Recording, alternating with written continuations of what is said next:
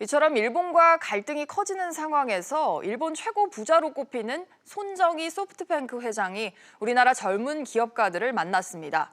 일본 수출의 규제에 대한 조언도 해준 것으로 알려져서 더 주목이 되고 있는데요. 취재기자와 좀 더 자세히 살펴보겠습니다. 김현우 기자. 네.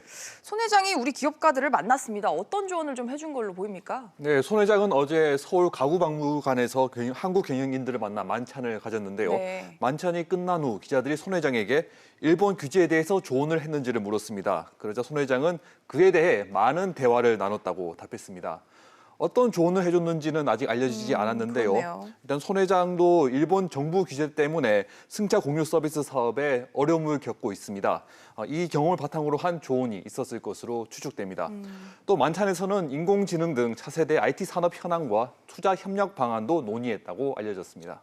네, 그런데 어제 저녁 만찬에는 어떤 기업인들이 참석을 한 겁니까? 네, 이재용 삼성전자 부회장, 정의선 현대자동차 수석 부회장, 구광모 LG 회장, 김동관 하나큐셀 전무, 이혜진 네이버 GIO, 김택진 NC 대표 등을 손 회장이 만났습니다. 네. 이들은 주요 대기업의 젊은 총수들과 후계자 그리고 IT 기업인들인데요.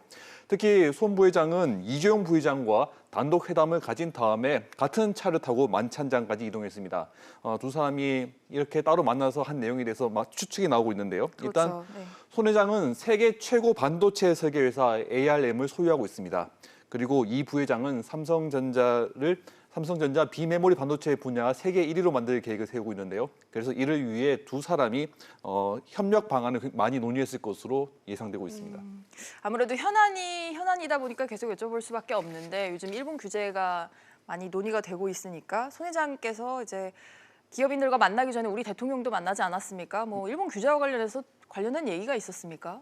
청와대는 일본 수출 규제 등 한일 경제 갈등 상황에 대해서는 문재인 대통령과 아무 이야기도 하지 않았다고 발표했습니다. 네. 대신 손 회장은 문 대통령에게 첫째도 AI, 둘째도 AI, 셋째도 AI라며 한국이 인공지능 산업을 키우는 데 집중해야 한다고 조언했습니다. 네. 또 문 대통령에게 AI 전문가 양성, 한국 혁신 벤처 창업가에 대한 투자, 그리고 이들의 세계 시장 진출을 도와주겠다고 약속했습니다. 네, 손정희 회장의 방한 소식 짚어봤습니다. 김현우 기자 잘 들었습니다.